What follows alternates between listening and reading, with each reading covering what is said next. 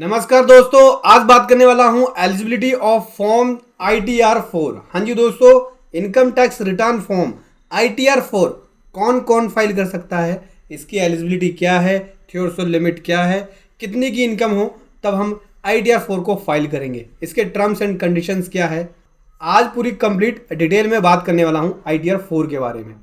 तो दोस्तों, इसको समझने के लिए बने रहे मेरे साथ वीडियो के एंड तक।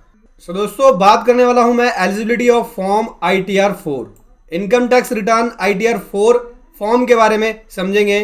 दोस्तों, बात करें ये जो फॉर्म है, ये रिटर्न फॉर्म एक इंडिविजुअल और एक HUF के द्वारा भरा जाना है जो कि रेजिडेंट है, अदर देन ऑर्डिनरी रेजिडेंट को छोड़ के, मतलब अदर देन ऑर्डिनरी रेजिडेंट के अलावा जो इंडिविजुअल है या HUF है, अगर वो रेजिडेंट है तो इस फॉर्म को फाइल कर सकते हैं। एक फॉर्म कर सकती है अदर देन LLP जो कि रेजिडेंट है फॉर्म, ठीक है, जिसकी टोटल इनकम असेसमेंट ईयर 20-21 या असेसमेंट ईयर 21-22 के अंदर 50 लाख रुपीज़ से क्रॉस नहीं होती है। तो ये 20-21 के लिए एप्लीकेबल था और 21-22 के लिए, दोनों के लिए एप्लीकेबल था।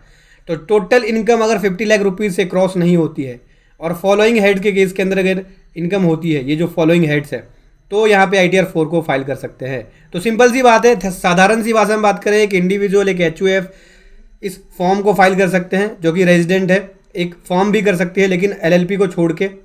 और दोस्तों, अगर उनकी टोटल इनकम 50 लाख से एक्सीड नहीं होती तो यहाँ पे वो इस फॉर्म को फाइल कर सकता है। यहाँ पे अलग अलग हेड्स ऑफ इनकम है। सबसे पहले बात करते हैं, अगर आपकी बिजनेस इनकम कंप्यूट हो रही है प्रेजम्पटिव बेसिस पे, जैसे 44 AD के अंदर, 44 AD के अंदर टर्नओवर की लिमिट है। अगर आपकी turnover up to 2 crore rupees तक है तब आप इस यहाँ पे 44 AD के अंदर प्रेजम्पटिव बेसिस पे ITR-4 को फाइल कर सकते हैं। और अगर आपने सेक्शन 44 AE लिया है और अप टू 10 व्हीकल्स तक दिखा रहे हैं आप, मतलब अप टू 10 व्हीकल्स हैं आपके पास, तो 44 AE के अंदर अपनी रिटर्न को फाइल कर सकते हैं। 10 व्हीकल्स से अगर ज़्यादा होता है तब आप ITR-4 के लिए एलिजिबल नहीं होंगे।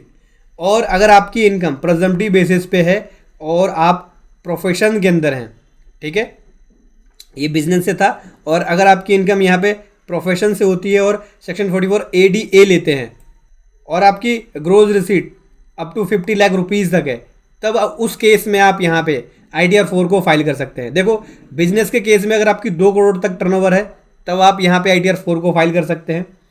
प्रोफेशन के केस में अगर आपकी ग्रोज रिसीट 50 लाख रुपीज़ तक है तब आप यहाँ पे ITR-4 को फाइल कर सकते हैं, ठीक है।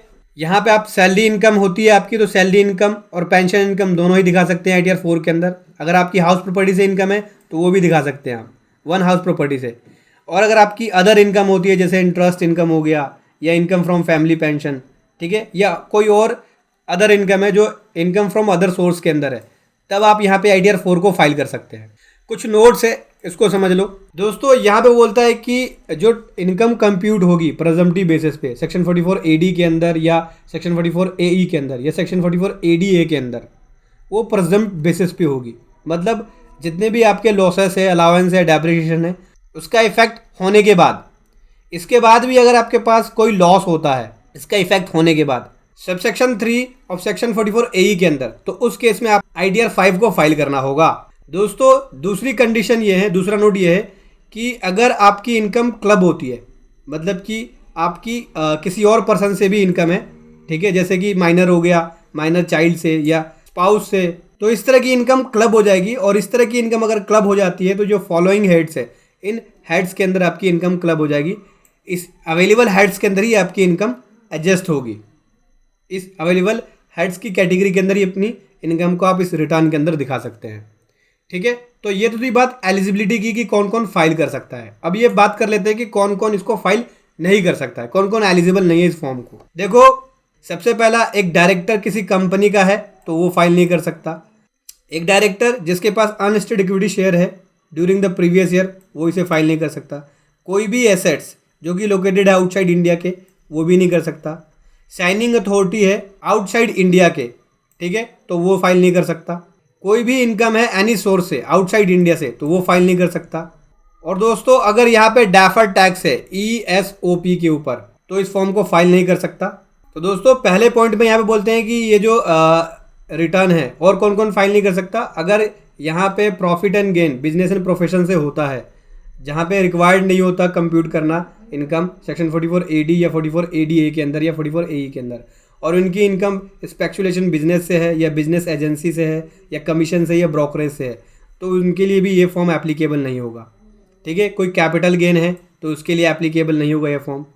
अगर इनकम फ्रॉम हाउस प्रॉपर्टी से है, एक से अधिक हाउस प्रॉपर्टी से, तो उस केस में भी एप्लीकेबल नहीं होगा। इनकम फ्रॉम अदर सोर्स में जैसे कि विनिंग फ्रॉम लॉटरी से है, या एक्टिविटी जो कि हॉर्स रेस का एक्टिविटी कर रहा है या मेंटेन कर रहा है उससे है, तो ये फाइल नहीं कर सकता इस फॉर्म को। स्पेशल रेट के अंदर इनकम है सेक्शन 115BBE के अंदर, तो वो फाइल नहीं कर सकता।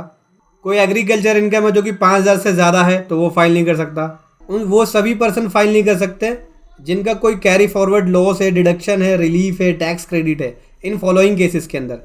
तो इस तरह का अगर क्रेडिट ले रहे हैं तो वो पर्सन भी यहाँ पे इस फॉर्म ITR 4 को फाइल नहीं कर सकते। तो समझ गए दोस्तों कौन कौन से पर्सन ऐसे हैं जो इस फॉर्म को, इस ITR 4 को फाइल कर सकते हैं।